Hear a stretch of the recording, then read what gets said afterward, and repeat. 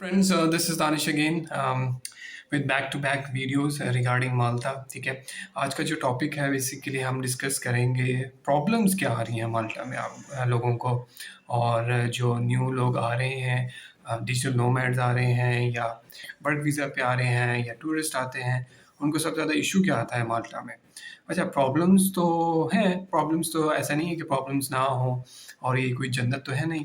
तो स्पेशली जो digital nomads हैं और वर्क वीज़ा पे जो लोग आते हैं, स्पेशली थर्ड नेशनल कंट्रीज से, like Pakistan, India, Bangladesh, free और यूएई से या कहीं से भी आते हैं, तो उनको सबसे ज़्यादा इशू क्या आता है। देखिए, यूरोप में माल्टा हो गया, पुर्तगाल हो गया, यहाँ पे जो सबसे ज़्यादा इशू है ना, वो हाउसिंग का इशू है।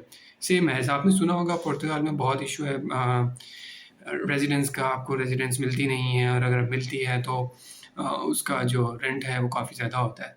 सो सेम इशू माल्टा में भी है, आपको रेजिडेंस नहीं मिलती, बहुत मुश्किल से रेजिडेंस मिलती है। ठीक है, रेजिडेंस लेना यहाँ पे एक फुल टाइम कह लेंगे एफर्ट है, आपको जो फुल टाइम एफर्ट करनी पड़ती है अपने लिए रेजिडेंस सिक्योर करने के लिए।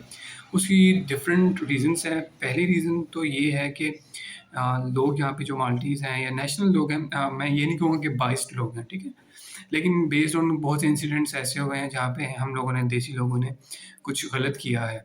तो जो उनकी प्रेफ़रेंस होती है कि वो इनिशियली हम लोगों को नहीं देते हैं। उनकी प्रेफ़रेंस ये होती है कि किसी भी अदर यूरोपियन कंट्रीज़ के, जो वेस्टर्न वर्ल्ड के जो लोग हैं, उनको अपने अपार्टमेंट्स जो हैं वो रेंट आउट करें, एक चीज़। सेकंड ये होता है कि हम लोग जो कॉन्ट्रैक्ट करते हैं उसकी कॉन्ट्रैक्ट को फुलफ़िल नहीं करते हैं, ठीक है? हम कॉन्ट्रैक्ट करते हैं कि हम यहाँ पे 2 लोग रहेंगे, 3 लोग रहेंगे या एक फैमिली रहेगी। तो बजाय इसके कि हम उसको फुलफ़िल करें, हम लोग वहाँ पे एक अपार्टमेंट में 6-6 लोग, 8-8 लोग, 10-10 लोग रहना शुरू कर देते हैं। जिसकी वजह से जो अपार्टमेंट की एक तो बिल्डिंग जो है वो ख़राब होती है, देन फिर आप वहाँ पे जो चीज़ें यूज़ करते हैं उसकी वजह से बहुत से इश्यू बन जाते हैं, ठीक है, लैंडलॉर्ड्स के लिए। थर्ड, जो अथॉरिटीज़ हैं, अगर वो विज़िट कर लें और अगर उनको कोई पता चल जाए कि यहाँ पे जो ऑक्यूपेंसी है अपार्टमेंट की या रूम की, तो ज़्यादा है, जितने लोग अलाउ हैं उससे ज़्यादा हैं, तो वो फिर एक्शन लेते हैं। आपके खिलाफ तो लेंगे ही लेंगे, लेकिन वो लैंडलॉर्ड के खिलाफ भी एक्शन लेते हैं, ठीक है? ये दूसरी चीज़ है जिसकी वजह से हम लोगों को अपार्टमेंट लेने में यहाँ पे बहुत ज़्यादा इशू होता है। थर्ड थर्ड इशू ये होता है कि लेट्स से हम लोगों का कॉन्ट्रैक्ट्स 1 ईयर का कॉन्ट्रैक्ट करते हैं हम लोग, ठीक है, और या 2 ईयर्स का करते हैं, क्योंकि यूरोप पूरे में आप कॉन्ट्रैक्ट चलता है और आप उसके लिए बाउंड होते हैं आपको कॉन्ट्रैक्ट फुलफ़िल करने के। तो बहुत से इंसिडेंट ऐसे हुए हैं कि लोगों ने फॉर एग्ज़ाम्पल 6 मंथ्स के लिए लिया या 1 ईयर के लिए कॉन्ट्रैक्ट किया, मोस्टली 1 ईयर का कॉन्ट्रैक्ट होता है। तो 1 ईयर का कॉन्ट्रैक्ट लिया और आफ्टर 1 मंथ या 2 मंथ और लैंडलॉर्ड को इन्फॉर्म किए बगैर अपार्टमेंट छोड़ के चले गए, ठीक है।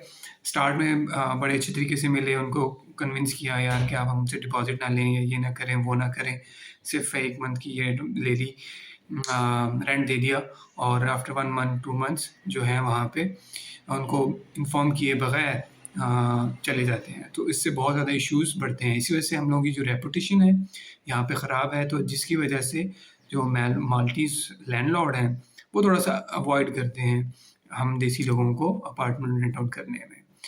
फिर एक और इशू यहाँ पे जो है, टूरिस्ट स्पॉट है, बहुत ज़्यादा टूरिस्ट आते हैं, वेस्टर्न वर्ल्ड से बहुत ज़्यादा आते हैं, लाइक अमेरिका से, कनाडा से, ऑस्ट्रेलिया से, देन फिर विद इन यूरोप बहुत से लोग यहाँ पे ट्रैवल करते हैं, स्पेशली समर में बहुत ज़्यादा करते हैं। ऐसा नहीं है कि विंटर में नहीं करते, विंटर में भी बहुत करते हैं, क्योंकि माल्टा एक ऐसी स्पॉट है जहाँ का वेदर बहुत अच्छा है। पूरे यूरोप में माल्टा का वेदर बहुत अच्छा है, ठीक है।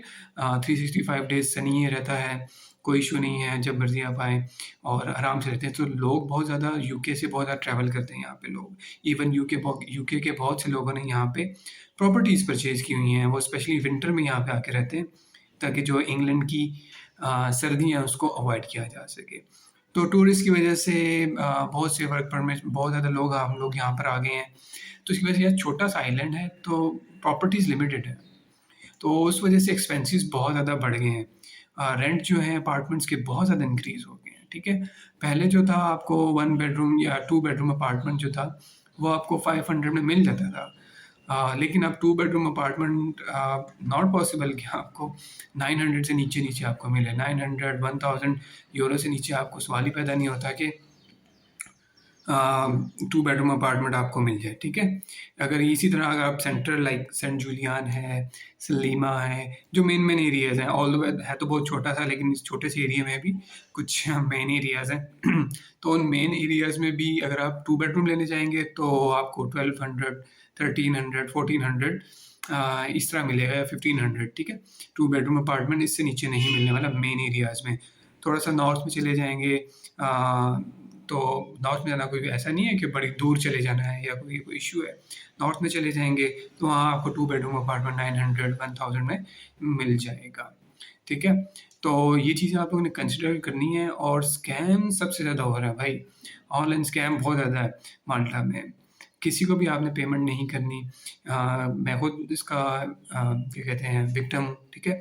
और यहाँ पे स्टोरीज़ पता चलती रहती हैं, हर रोज़ पता चलती रहती हैं। किसी ने 500 यूरो लूज़ कर दिए, कोई 1000 यूरो दे बैठा और वापस नहीं हुआ, कुछ भी नहीं पता चला, ठीक है? तो अगर आप लोग ये सोच रहे हैं कि आप माल्टा से बाहर बैठ के ऑनलाइन डील करके, पेमेंट करके और सब एग्रीमेंट करके आप यहाँ पे आ जाएँगे और आपको इश्यू नहीं होगा, तो 90% चांस ये है कि आपके साथ स्कैम ही होगा। 10% चांसेस हैं कि आपको कोई लेजिटिमेट और सही बंदा या सही एजेंट मिल जाए।